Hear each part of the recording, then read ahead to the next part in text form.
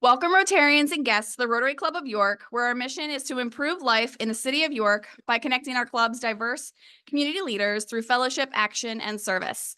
I am your president, Courtney Piccolo. And as you know, we start off all of our meetings by reciting the four-way test. If you would please join me. Is it the truth? Is it fair to all concerned? Will it build goodwill and better friendships? Will it be beneficial to all concerned? Today, our opening song, America the Beautiful, and the pledge will be led by Jack Dyson, followed by the invocation with past District Governor Dick Brown, and visitor introductions by Brian Grimm. Good afternoon. Please join me. Oh, beautiful for spacious skies, for amber waves of grain, for purple mountain majesty above the fruited plain. America, America, God shed his grace on thee, and crown thy good with brotherhood from sea to shining sea.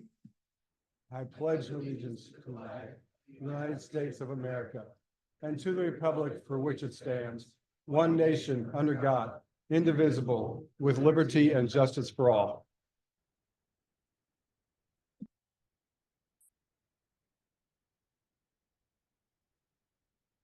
Will you pray with me, please?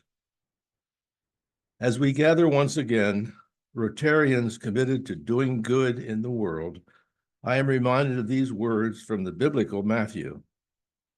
For I was hungry, and you gave me something to eat. I was thirsty, and you gave me something to drink. I was a stranger, and you invited me in. I needed clothes, and you clothed me. I was sick, and you looked after me. And relating to the work of our featured speaker today, we might add, I was without shelter, and you helped me find a solution. May we continue to help those in need and help them find solutions for this world's challenges. Bless this bountiful meal that is provided for our nourishment and strength. Amen.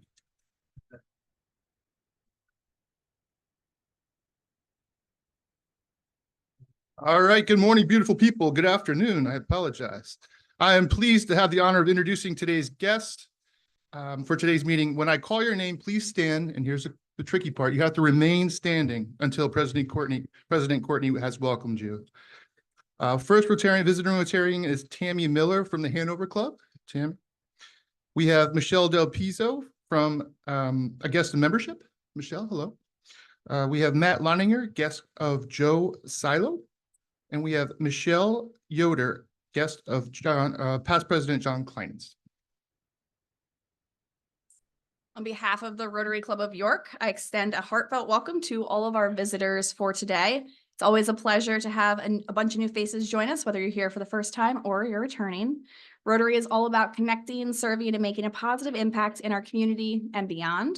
And we're excited to have you here with us. Rotarians, if you could please help me welcome our guests.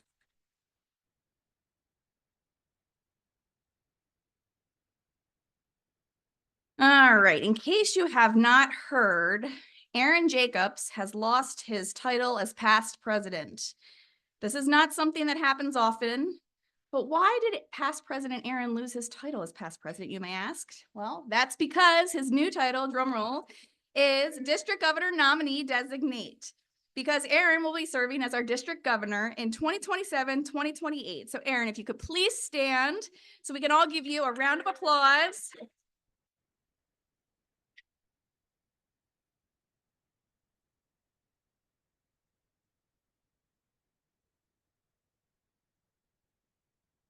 All right, so mine did pop, but like nothing came out. So I did have one here too. All right. But for those of you that do not know what a district governor does, let me fill you in. Being district governor is basically like being a club president times 46. I say 46 because the district governor is responsible for overseeing and supporting the 46 Rotary clubs that are within our district, which are made up of approximately 2,500 members. The position requires a deep understanding of Rotary's values and an ability to mentor club leaders, helping them to cultivate their leadership skills, manage their activities efficiently, and amplify their impact within the community. So basically what this means is that when a club is in need of any sort of help, they're going to be calling Aaron and relying on him. And Aaron, we're really excited for you. So congratulations on this new role. I know you not only have my support, but the support of 307 friends here in the Rotary Club of York for your exciting new future role as a district governor. All right, so now for some more less exciting announcements. I mean, the York board meeting is very exciting. The York board meeting is going to be meeting tomorrow, or January 24th at noon on Zoom. That's Friday. The Youth Exchange Committee will meet tomorrow at noon on Zoom. The Nominating Committee will meet on January 27th at 8 a.m. on Zoom. And the Member Engagement Committee will meet on January 28th at 4 p.m. at Fox 43. And as a reminder, our club meeting next week on January 29th, this will be held at York College. So today's actually the deadline to register if you are attending. We do need you to pre-register ahead of time. We actually only have a few spots left. So if you're interested in attending next week, please use the QR code that is found on the slips on your table to register. And there was also a link that was included in the announcer the last several weeks that you can click on. We do allow guests to come to that meeting. They also must be pre-registered. And I would like to congratulate Sean Kenny on being named the Grand Marshal for this year's St. Patrick's Day Parade. So here he is with last year's Grand Marshal and Rotarian Kelly Gibson. And I invite all previous year Grand Marshals to the podium after the meeting today for a picture. So please don't forget to do that. Don't leave. And speaking of Kelly Gibson, at this time, I would like to invite Kelly to the podium. She is chair of the York Rotary Grants Committee, and she's going to be giving us a committee spotlight. And I want to give you a reminder of what a committee spotlight is. The purpose of doing a committee spotlight is so that a committee can share awareness of what they do, as well as share how their committee ties into our club's mission statement and strategic plan. So Kelly, take it away.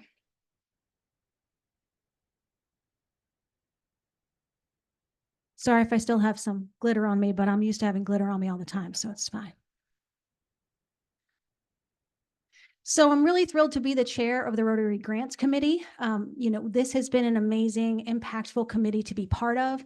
I hope the folks who are also on the committee with me feel they have a real hand in directing how those funds that are both from our raised in our endowment and other special projects are used to really impact York City and our community as a whole.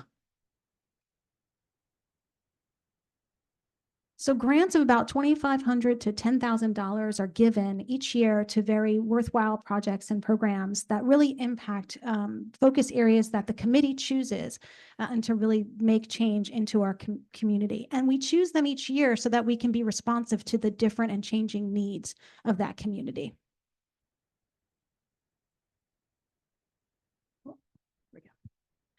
So our committee comes together not every month like some of our other committees do, but we really are a committee that is deployed when needed. So around November is when we present to, and we are a committee of York Rotary Foundation. Again, dollars from the foundation are what we use to implement into these grants. So we go before the foundation board to show what our committee has chosen for focus areas, and those are based on our strategic plan focus areas. So we're really living that Rotary mission and impact. We choose based on those focus areas, and then our committee actually gets to vote on those. That's done in November, so we have plenty of time to get ready our guidelines and our application. And then, and this is where we'll need all your help, we're going to open a letter of interest on March 10th. Yeah, March 10th. That will go out far and wide. We want as many qualified applicants as we can get. We want it to be a really hard job for our committee members to make the decisions on those funding choices.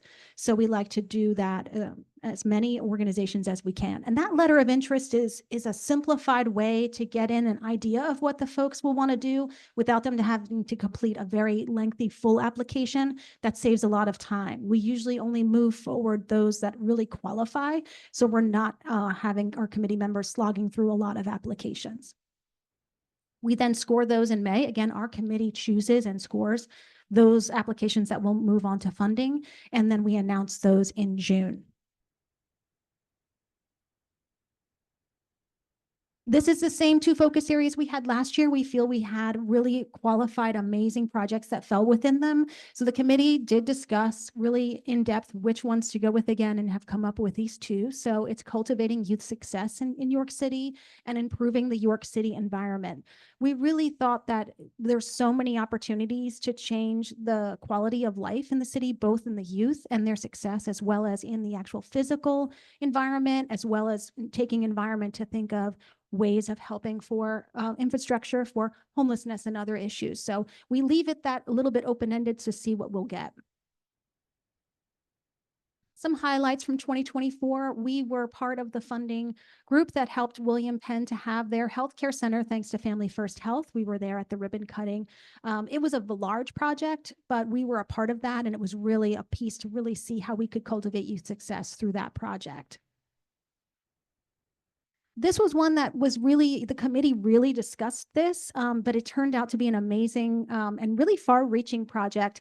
Annalisa Gojmarak and York City Fresh Food Farms created 275 kits that you could make your own birdhouse to celebrate York's 275th anniversary. And she popped up with these kits everywhere.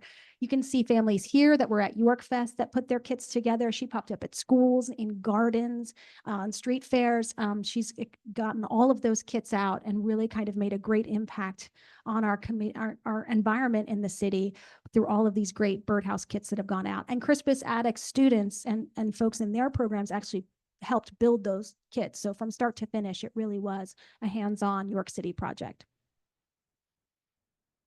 Again, so how you can help, please send out the LOI to all of your networks to make sure we get as many applicants as we can.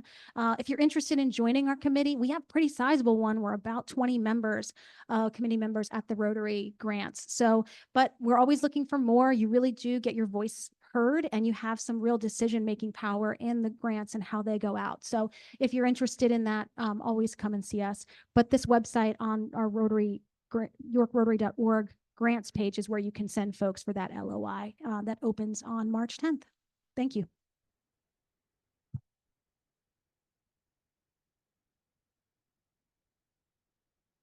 Thank you, Kelly.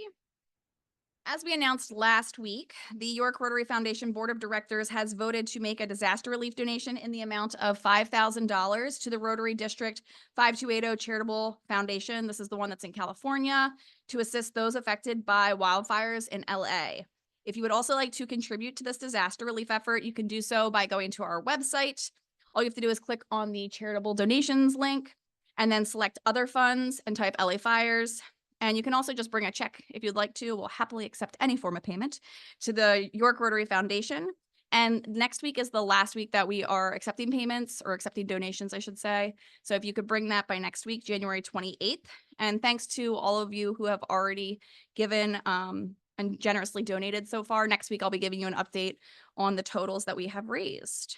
And at this time, I invite past President John Kleinmetz to the podium to introduce our speakers for today.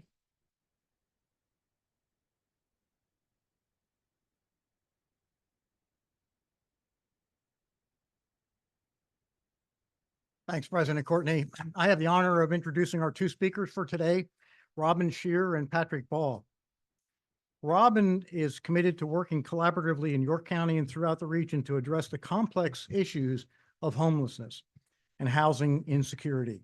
She's the president of JRA Collaborative, a local advisory striving to build collective knowledge and mobilize resources.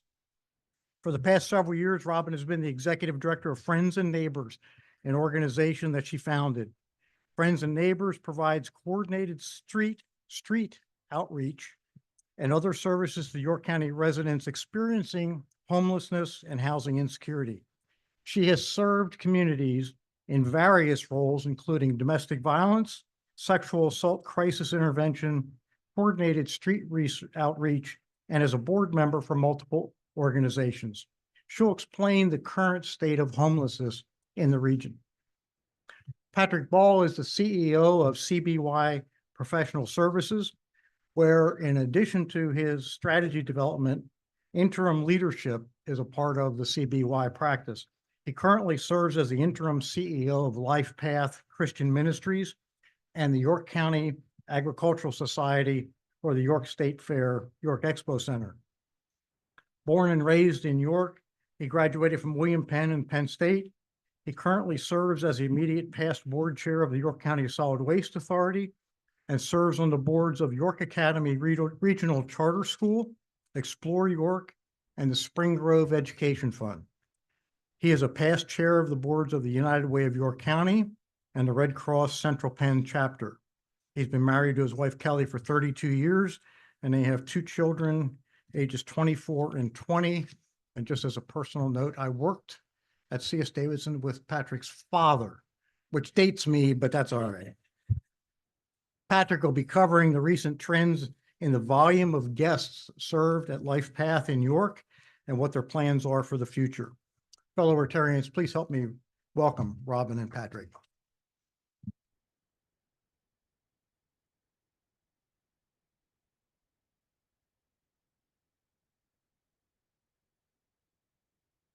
I'm going to go first, obviously. So how many of you were cold this morning when you went out and got in your car? How many of you saw like a little minus next to those numbers when you started your car? Okay, just a question. So today I'm going to wear my Coalition on Homelessness hat that I'm still involved in, even though I'm not with Friends and Neighbors anymore. And I saw Robin here from CPC and Amanda's here from Valley Youth House, and they also wear those hats. So I wanted to give a little information about the Coalition on Homelessness because we're starting with people that are homeless. That's what we're going to talk about, are our community members that do not have an address and live outside here in York County. So mission and vision of the York County Coalition on Homelessness up on the screen. Tiny little letters of just some of the 70-ish organizations in York County that are part of the Coalition on Homelessness. How many of you heard of the HUD point in time count? Other than Robin and some of us. Okay. So every year in January, HUD directs a point in time. Point in time, how many people spent the night in emergency shelter? How many people during a time where people go out, like me, and volunteer community members and count people that are living outside? So we do that actually tomorrow as the point in time here in York County. Bucks Montgomery County did it last night. Lancaster's doing it. It happens in the last week or 2 of January every year. Here's some information of the point in time data that we have just for the past few years. So you'll see last year numbers, there were sheltered 315, emergency shelter, traditional housing, and then we ran into 76 people that were unhoused last year during that time period. So what does it mean when someone's unhoused? Where do they live? Places not fit for human habitation. So car, trailer that does not have electricity, running water, abandoned properties, in the woods, anywhere that it's not safe for somebody to live.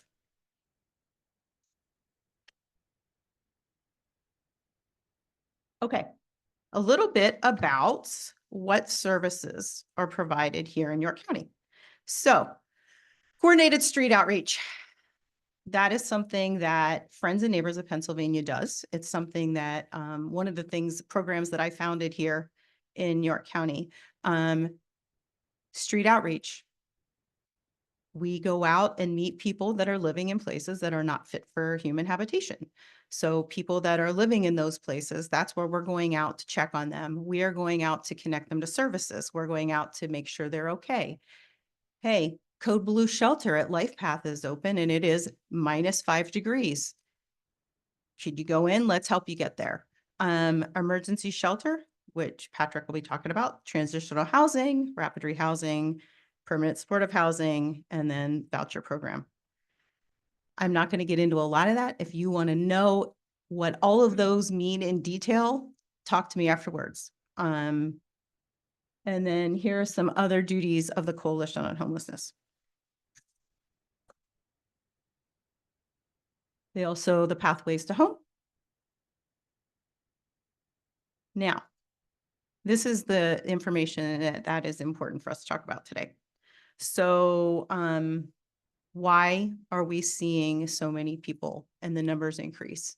And you're going to hear more of that from Patrick on just what Lifepath is seeing. And if you want to even have more information, talk to Amanda, talk to Robin, because we're all seeing it across the board of an increase in people. So economic inflation, costs, utilities, services, housing demand. You guys are collecting money for the fires. Natural disasters have an impact in York County. I've been on calls with some federal agencies the past few weeks, and the rent increases in California, the implication that that has here, the hurricane that went through in North Carolina impacts us here. And it impacts us in ways that like we didn't even think about. People that live unhoused, sleeping bags are their homes, don't have access to showers, so we utilize bath wipes. When the hurricane went through, street outreach teams across the state of Pennsylvania and across the United States, we couldn't understand, first of all, why we could not get bath wipes. Why can't we get sleeping bags? Why can't we get the items that we need to keep people safe? We had people that lost their homes. We had people that all of a sudden, who had never been unhoused before, were now in tents, didn't have access to running water. And it affected all of us because then the supply and demand, we could not, back orders for weeks. And then all of a sudden it was winter. And so it's cold and we don't have the supplies to provide for people. The housing demand, there's a lot of people that live outside in York County that work. Many of them work full-time jobs. Many of them have kids that go to school, that live in shelter or are living in a car or tripled and quadrupled up with other people that are trying to stay alive when the weather's this cold and snowy. And there's just either not anything affordable for them to rent or move into, or it's not safe and stable. It's just not. And so that then becomes a detriment to people, but they are still going to school every day, going to work every day. And many of us don't know that they're unhoused. Many of you have people that you know are struggling with housing. We are definitely seeing the street homeless population grow. And what happens when shelter's full and we still have people becoming unhoused, there's nowhere for them to go. Or people can't move from shelter to housing, and so they stay in shelter longer. So beds do not become available. So people don't have the opportunity to move from the street into shelter, into housing, anything like that. We have a lot of people that also have pets. These pets are their family. Some of them, provides therapy for them, past trauma, and there's not shelter available for people with pets. It's something that it's an issue across the country. We hear about it a lot. And so people will not leave their pet to go into shelter, even when it's cold. Even when it's cold, they won't. That is absolutely an issue. People live in their vehicle. That's their transportation. That's their home. That's what they use to go back and forth to work. There's not really, let's just say, there's not a earmarked parking lot for people that live in their vehicle. So we have a lot of people that live in their vehicles. Their vehicle gets towed, their vehicle gets maybe a flat tire, something happens to it. People park, let's pick just a store parking lot. They're parking at Wise. And police come through, people complain, they get moved. So we have a lot of people that throughout the night are just, they'll park somewhere for an hour, they'll drive somewhere else, they'll park.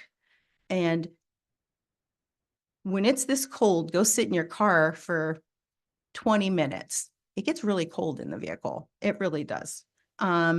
There's also people that have a lot of trauma, and congregate shelter is just not something they can do. Trauma, they might have medical concerns or issues that maybe nursing care. Shelters are not set up to provide nursing care.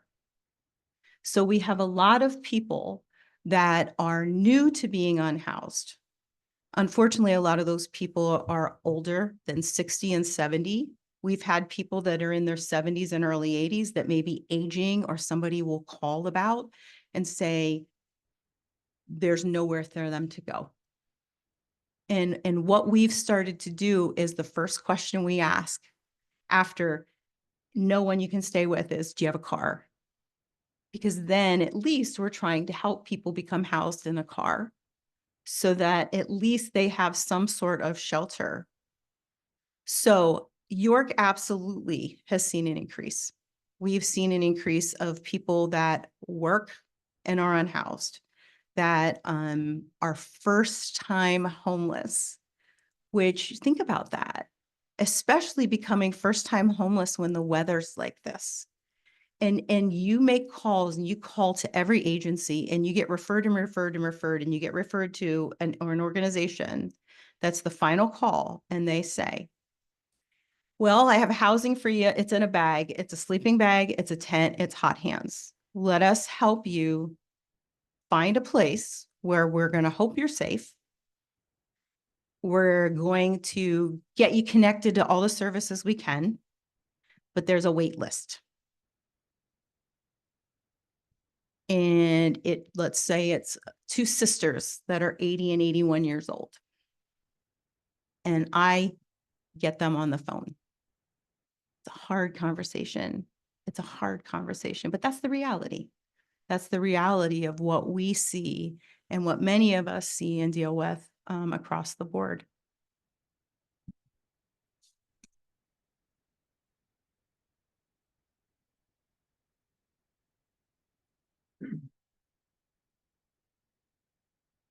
All right, good afternoon, and thanks again for the opportunity.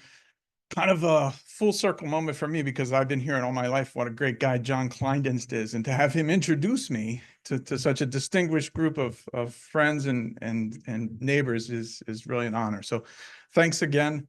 What I'm going to do is cover sort of from the agency perspective, right? So Robin kind of painted the picture of what homelessness looks like right now in York County. I'll give you the perspective of how we handle it day to day, sort of on the front lines. So our mission is to extend the love of Christ to our neighbors in need by providing food, shelter, and a connection to support services. So the three things we do well: food, shelter, and connection to support services. We can't be everything to everyone. And so what we do is focus on what can we do really well. And that's food, shelter, and then connecting people. So it means we need a lot of relationships. We have to have a lot of extension into the community, a lot of cooperation. So in 2023, let's look at this. This was a record year for us in 2023. We did over 101,000 meals, okay? We served 43,000 plus nights of shelter, and the individuals, we had 3,500 unique individuals walk through the door in calendar year 23. And we thought, wow, there's no way we're gonna be able to do more than that.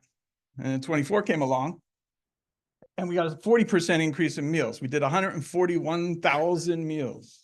We did 62,000, almost 63,000 nights of shelter, an increase of 46%. And we served 4,260 individuals. That's almost 1% of the population of this county came through our doors. So again, an increase of 20%. What does 2025 hold? We'll see how it turns out, but it's pacing about the same as 2024.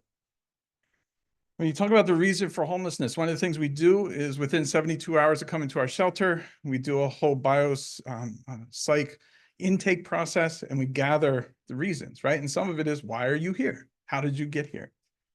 This is the list, right? And if you look at this list, most people assume, well, obviously it's mental health, obviously it's substance abuse, it's those people with those issues, right? A full third of the people who came through our shelter last year were there because they lost their housing due to rent increases. They couldn't afford it anymore. Either they broke up as a family and the one individual who was left with the kids was not able to afford it, or the rent just went up $200, $300, $400, and they just couldn't afford that. So a full third. So again, we gather this information, and this helps us with the connection to support services, right? What do you need to be able to move on? So a couple of program highlights when you come in. Again, we've got 3 tracks, right? We want to make sure we're assigning the correct level of resource to what your needs are. The old model was you'd get everything. Everyone would get everything, right? And not everyone needs everything. And so it's this, let's look at what you need if you're going to be there for up to 45 days. Maybe you lost your job, maybe you lost your apartment, but you have the resources to be able to get back on your feet quickly, right? We can support you, but you don't need a whole lot. Track 2, a little bit different. Maybe you have some legal issues, maybe you have some addictions, things that we can help with through our connections. And again, track 3 then becomes those people with longer lasting issues that probably need to live somewhere else. But as we all know, those providers as well don't have a whole lot of access, right? And so you end up on a waiting list, but this gives people with severe mental illness or other types of conditions a safe place to stay for up to 18 months. Just real quick, because I know we're on New York City and we're on to the neighborhood. One of the things we do is we sweep the 300 block of West Market Street, both sides every day. We've got people out there, it's part of their chores because we want to be a good neighbor, right? And so this was a random picture. I texted one of our guys in the shelter. I said, walk right outside right now, take a picture and send it to me. And fortunately, the sidewalk was clean. And I was like, well, that's awesome, right? It worked. So again, we want to be good neighbors, so we don't just clean up in front of our place. We recognize we're bringing in thousands of people a year from in the community, and they bring stuff with them, and we want to make sure that stuff is taken care of every day. So things you may not know, Robin touched on this a little bit as far as individuals over 55. In calendar year 2020, we served 350 individuals, 55 and over. In 2024, we served 941. In our shelter just 2 weeks ago, we looked at this. We had newborns to 84 years old. Okay, imagine being 84 years old and living in a shelter because you don't have a place to stay. And all of your belongings need to fit in a 30-gallon bin. Everything you own in the world. In calendar year 24, we placed 851 people in safe housing, which included 164 kiddos, with a 5.1% recidivism rate, which is well below the national average, somewhere between, depending on what numbers you look at, somewhere between 25 and 30%. We pour a lot into our case management from a resource perspective. We also pour a lot of that resource into our guests so they're prepared when they transition. But 851 people placed in safe, affordable housing last year. 60%, this is one of the things, if you don't remember anything else I say, 60% of our guests originate from outside York City. This is not a York City problem. This is a York County problem, right? And Robin will attest. She's been to Stewartstown. She's been to Fawn Grove. She's been to all these other places outside of York City. This is where our people come from, right? This is a community issue, not a York City issue. 50% of our guests have jobs. Who'd have thought, right? This is usually, again, the model is these are those lazy people who don't have jobs because they're on drugs. No, these are squarely, in many cases, middle-class people who have fallen on hard times and because of all the other macroeconomic situations going on, end up homeless and don't know what to do, right? And we'll get to those numbers. And I always have to throw in toilet paper. My friend Matt Leininger is here. He's serves as our interim director of philanthropy, does a phenomenal job. He's really latched onto this toilet paper thing, and I'll explain that real quick. So on an average day, we use between 100 and 150 rolls of toilet paper in the shelter. If you extrapolate that out with a price tag, that works out to somewhere around $60,000 a year. That literally goes where? Down the toilet, right? So this becomes, again, something you don't think about, but that's, from my perspective, that's a case manager, right? We could be providing more resource, but instead we have to buy toilet paper. So Matt has done a phenomenal job of going out and having people do toilet paper drives. And now in our pantry, we've got a pile of toilet paper, which is really good. So a couple of new initiatives. Again, Robin Shearer from CPC. We have a collaborative program called Rent to Success between Affordable Housing Advocates, Community Progress Council, Lifepath. The underlying hypothesis is that we're not going to solve the affordable housing crisis with government funding or philanthropic funding. The underlying hypothesis is we want to introduce the capital markets, right? And so how are we going to do that? Well, we're going to teach people how to be great tenants, right? And then we're going to work with landlords that want to rent to people who are going to be great tenants. And then again, the vision is, well, I have a blighted property that I just bought, fixed it up. You were able to supply me with 3 people who have paid rent, didn't destroy the place. I'm going to buy that next blighted property, right? Now, you know, we're over this. Well, they're going to make money. Well, yeah, they're going to make money because we want people to make a return on their investment, right? Because that's what's going to allow us to expand affordable housing by leveraging the capital markets. And so we're really excited about this. We had our first cohort go through. Again, we worked with Robin and her terrific team to enroll 14 people, 11 graduated, and those people have either been placed or in the process of being placed in housing. We've had a number of landlords, both for-profit and nonprofit, come forward and say, hey, I want to be a part of this program. Our new campus, this is a picture of just an example of one of our beds. It's located, you can see the floor there, you can see the air conditioning unit in the window. You can see this is actually in a hallway. So you're sleeping in a bunk bed in a hallway with a window unit, right? The heater's right there. So we want to move away from this very inefficient model, right? We occupy on West Market Street about 95,000 square feet. We're looking at a property at the 400 block of West Philadelphia. So part of this is we need to get people off of Market Street, right? I don't know about you guys, but every time I drive by, ever since I've been a kid, there's been a line out in front of Lifepath waiting to get in for lunch and dinner, right? Imagine you had to stand on Market Street and wait in front of the shelter to get your dinner, right? For me, a big part of this is dignity, right? So with this model, we're actually going to, and if you've been by the property, that back part's already been torn down, right? Royal Square has been a phenomenal partner in making this happen. A number of you in the room have been phenomenal partners in making this happen. And so what we're doing is we're going to put access to the services in the back, right? We're going to build a roof over the back. We're going to put an addition on, and it's just going to be phenomenal and a real opportunity to provide people dignity, but also reduce our footprint from 95,000 square feet to 38,000 square feet. So we'll be able to serve more people, 5 to 10% more people with the same budget in almost a third of the square footage because of the increased efficiency. So we're pretty excited for those opportunities. And again, the capital campaign will launch at some point. A couple of things I want to leave you with. Homelessness is a complex issue. This is not a magic wand, right? Robin doesn't have a magic wand. I don't have a magic wand. I'd love to have a magic wand. That would be awesome. I don't.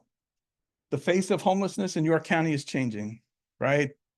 0 to 5, our age group has been off the charts from a percentage perspective in increasing, and our 65 plus. Like I said, we've had newborn to 84 years old. The numbers are alarming.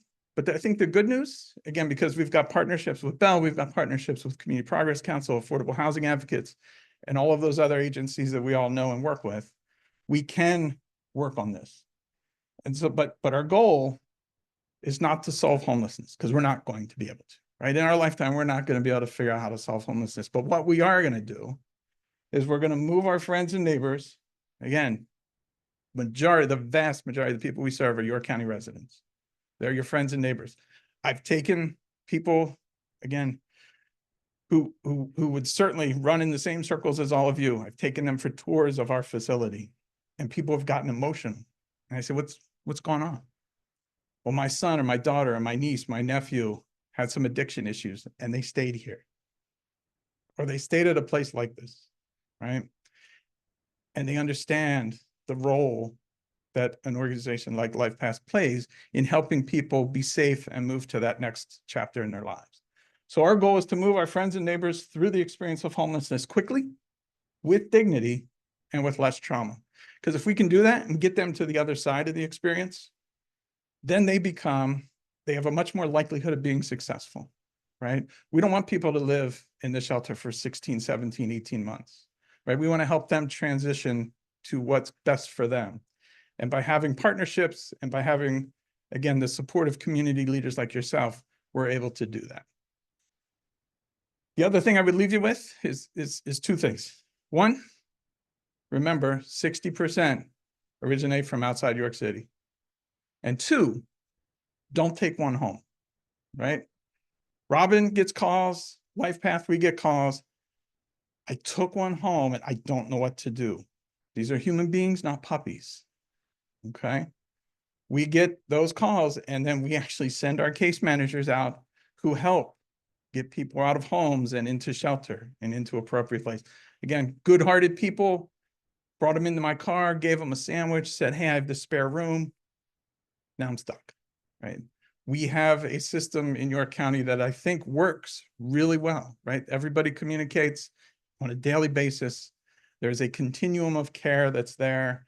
We have the resources. We just need to make sure that we're plugging people into what they need. So we're happy to take any questions, but I appreciate your time today and your attention. So thanks so much.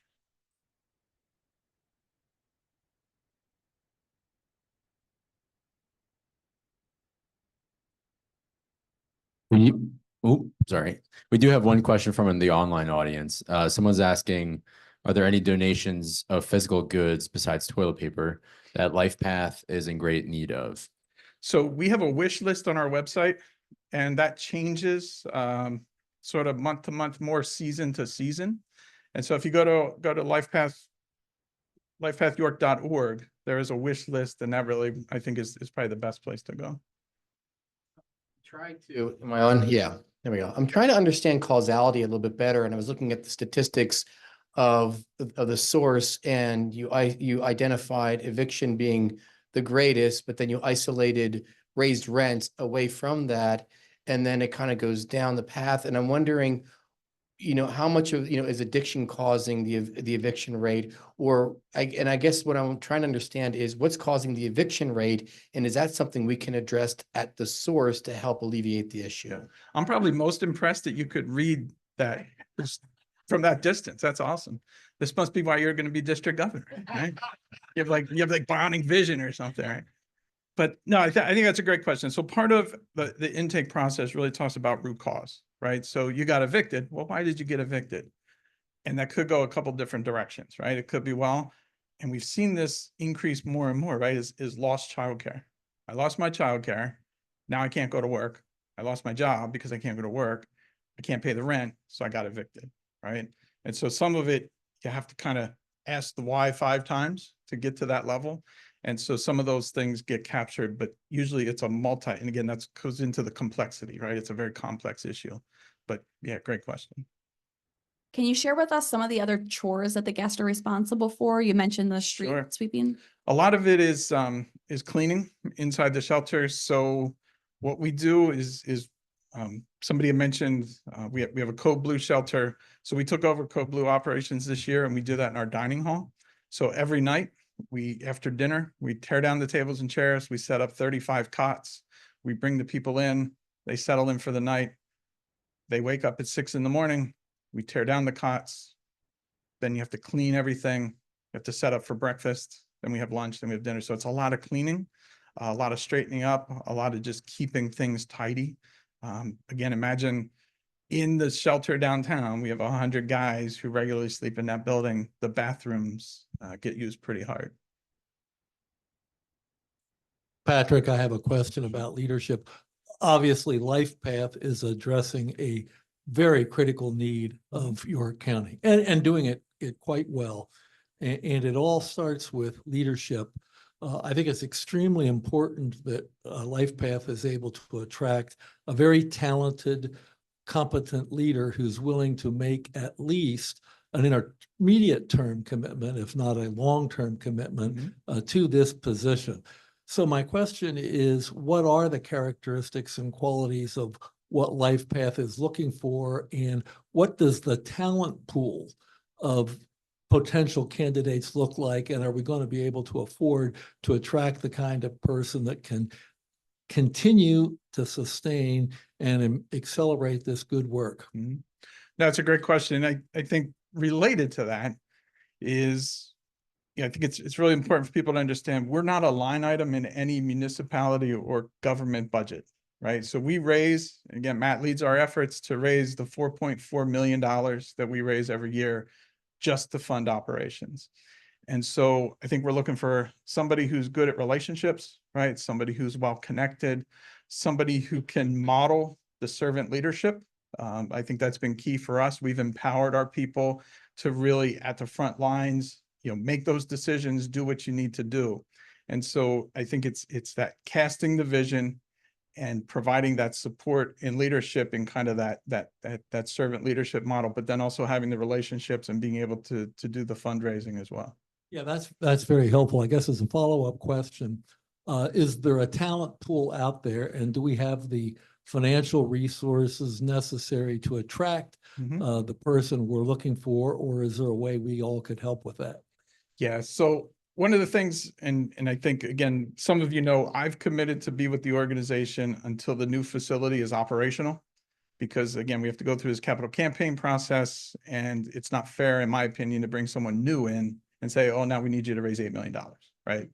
And so that will give us, what that does is that gives us the benefit of time to be able to look for that right person. Michelle Yoder and Ted Garrett are here, and as chair and vice chair of our board, they've given me the opportunity to be able to say, if we find that person that we think, we have the opportunity to bring them in as a COO or bring them in as sort of a second in command, and make sure that we have the right person before we just turn it over and say, here you go, because it's a very complex organization. We also have 4 thrift stores, right? And so we've got that whole business on the side that does provide cash into the organization and help push the mission and ministry side of it. But it's definitely I wouldn't say it's a limited talent pool, because I think we've got some incredibly talented people in this community and beyond. But culturally, we need to make sure we have the right person. Patrick, I wanted to thank you and Robin for the presentation and just really compelling data. So thank you for sharing that. One of the data points that you mentioned is that 50% of guests are employed. And coincidentally, I had a conversation with a colleague who is an HR executive who is now looking at and realizing that there are employees in the workplace who are indeed unhoused. So my question for you would be, do you have any best practices that you can share from employers or workplaces that potentially can be modeled to help people to support unhoused employees? Thank you. You've heard my voice enough. We'll let Robin answer some. Wolfgang Candy, they are great. They work with all of us really well, but they've acknowledged that they know that's an issue. They're just one of the employers, but they are making a committed effort to see what they can do and how they can better what they're doing for their employees. But that's just one organization that, there's others that have also acknowledged that this is something, and they're seeing it more and more. But even Brittany at Penn Market, same thing. So it's different employers, but I always say contact Wolfgang, because they are definitely ones that want to be more involved. Yeah, and I think the other part, Elaine, I think is helping from our side, is having employers just be aware that you've got people in your workforce that are housing insecure, right? You may have people showing up that you have no idea, because they pull up in their car, they might live in their car, right? And just to be aware that that is a thing in this community. And there are more people in this community than you would even imagine that are in those situations. Again, I think Robin and others from some of the other agencies, you know, are in constant contact with those individuals supporting them. And those are the kind of things that, again, we're here to help, but beyond sort of that homelessness group, you know, we serve these community meals. That's a bunch of people who are coming in who live in an apartment down the street, but they can save $200 to $400 a month in food, which then allows them to afford that increased rent, right? And then allows them to stay in their home. So we're actually providing services to help prevent homelessness in that case. But it's a very real situation day to day for people. Sure. Thank you both for your presentation, both eye-opening and heart-opening. Robin, you had some statistics over the last 4 years about the numbers, and I noticed 22 was much higher. Any thoughts on what happened that year or what got resolved? Right. We had started to see an increase before COVID, and we weren't really sure why. And then when COVID kind of came upon us, we realized a lot of people, we're going to do that 2-week flatten the curve shutdown. And we realized we had a population of people that didn't have a place to shut down, didn't have access to information. And then we started to see, as that changed and more people things started to open again, even with the ERAP funds, the funding that then was giving people money to pay their rent, we started to see more people become unhoused. And some of that was around COVID. It was around job loss. It was around businesses when they reopened. It was the number of people that newly became homeless. And then we started to see that increase. And we've not just here. We do a lot and talk a lot with the counties around us and in Pennsylvania, but even the trends, you know, around the United States and beyond, because there's housing issues internationally as well. So. We heard some about childcare factors leading into unhoused.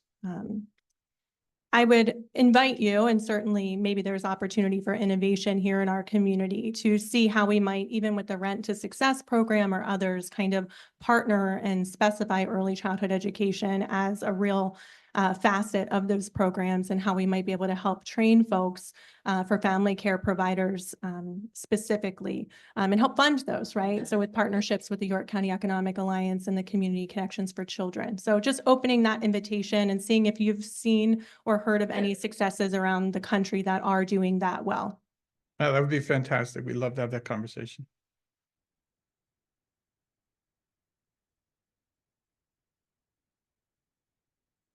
And I think I would just also add, while we're waiting, is if anybody wants a tour, you want to come down and sort of tour the facility, there's nothing like being able to experience, you know, what is there and where we currently are and how people, you know, how we're doing what we do. So we're happy to bring anybody in to go for a tour. So feel free to contact us.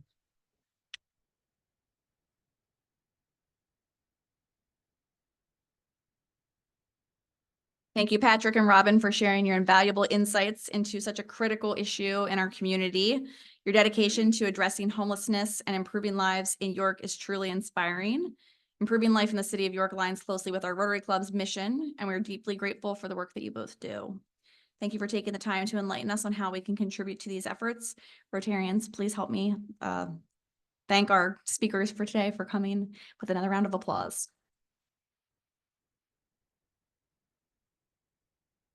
And as you all know, instead of giving the speakers a gift, we purchase a book and we ask them to sign the bookplate, and we donate that book locally. This week's book will be donated to McKinley Elementary School in York City, along with a bookmark made by the students at Creative York. Next week, we will be at York College, and our speaker will be Dr. Steve Jacob, Director of the Center for Community Engagement at York College. His team, he's part of the team that works on improving economic and social well-being by extending York College's research and technical knowledge to the citizens of York County. Steve will share York College's overall engagement strategy and how the Center for Community Engagement contributes to that mission. This meeting is now adjourned.